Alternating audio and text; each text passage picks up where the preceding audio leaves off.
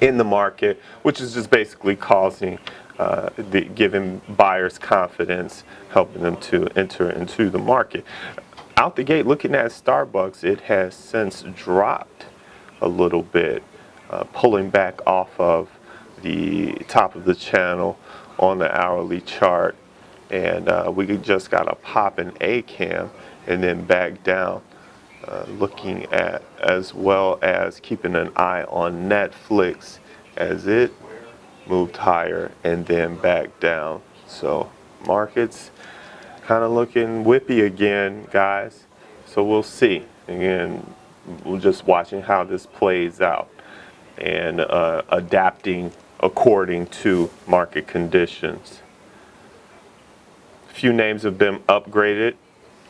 Disney was upgraded, Mondelez was upgraded, Roku, Dollar General, as well as Foot Locker.